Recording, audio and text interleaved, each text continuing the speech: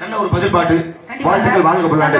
ஆனா இது மட்டும் போதுமானா போதாது, கண்டிப்பாக பத்தாது. முன்னாடி எல்லாம் இது மட்டும் தான் நடக்கும், கதை பாடல்.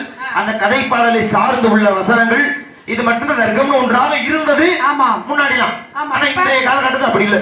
ஐயா வரிச்சு பழனிய பணையா காலத்துல இருந்து தர்க்கம்னா விவரங்கள் பேசுவது அப்படிங்கிற ஒரு இடத்தை கொண்டு வந்து யார் யார்கிட்ட என்னென்ன விவரம் இருக்கு, யார் யார்கிட்ட என்னென்ன திறமை இருக்கிறது, யாருடைய பேச்சு சிறப்பாக இருக்கிறது, நம்ம வேலை நம்ம திறமையை காட்டுறது மட்டும்தான். மத்ததெல்லாம் அவங்க முடிவு பண்ணிக்கிறாங்க.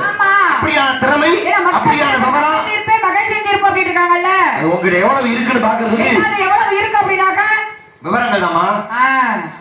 சரி சரி அப்படின்னா ஆமா சரினா சரிதான்.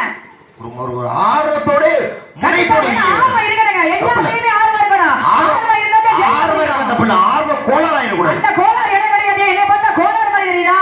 எச்சரிக்கை வர்றேன். சரி அப்ப உன்னுடைய பேச்சு எதை வேணா கேளுங்க சாமி. கண்டிப்பாக விவரம் சொல்றேன். நான் கற்ற கல்வி மீது நிறைய நம்பிக்கை இருக்கு. அப்ப இல்ல, ஏன்னா நம்ம எந்த அளவுக்கு படிச்சிருக்கோமோ அந்த அளவு நம்ம தைரியம் இருக்கும். கண்டிப்பா இதுவே தெரியாத ஏதோ சரி கேட்கலாம், அவர் என்ன சொன்னாலும் அதுக்கு ஆம்பா சாமி போட்டு போயிருவோம். ஆடிக்கிட்டு அப்படி இருக்காது உண்டு. ஆனா தைரியமா இவ்வளவு முனைப்பொடி இவ்வளவு வெறியோடு நீ இருக்கிறனா அப்ப எந்த அளவுக்கு நீ கெட்ட கல்வி மீது நம்பிக்கை இருக்குன்னு என்ன புரிஞ்சுக்க முடியுது. சரி அது எந்த அளவு இருக்குன்னு பாத்துக்கிறோம். நெத்தியில என்ன போட்டுக்க? யாருக்காக? முருகப்பெருமானுக்காக. முருகையா போட்டாரு. முருகையா போட்டாரு. அப்பா நினைச்சு அவரு போட்டாரு. முருகனை நினைச்சு நான் போட்டேன். அப்பா போட்டது ஒரு காரணம் இருக்கும்ல.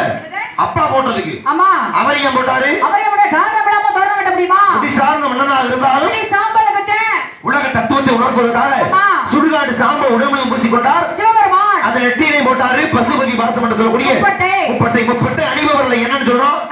முப்பட்டை அணிபவர்ல யாருன்னு சொல்றோம்? யாருன்னு சொல்லுவோம்? நாயன்மார்கள் சொல்லுவோம். ஆமா 63 நாயன்மார்கள். 61 நாயன்மார்கள்.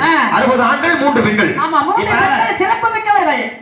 உன் பேருக்கே ஒரு சிறப்பு இருக்கு. கண்டிப்பாக மங்கையரசியார். ஏன்னா ஒரு பெயர் வைப்பது என்பது வேறு. ஆமா அந்த பெயருக்கு புராணத்துல எவ்வளவு சிறப்பு இருக்குன்னு பார்த்தோம் அப்படின்னா அது பெரிய விஷயம் தானே. என் பேர்லாம் ஜெய மாதவன். என் பேரு இயற்கையில மாதவன் தான். நாடகத்துக்காக மட்டும் ஜெய மாதவன். சந்தோஷம். மாதவன்னா கோசி மாதவன் என்னுடைய பேர்.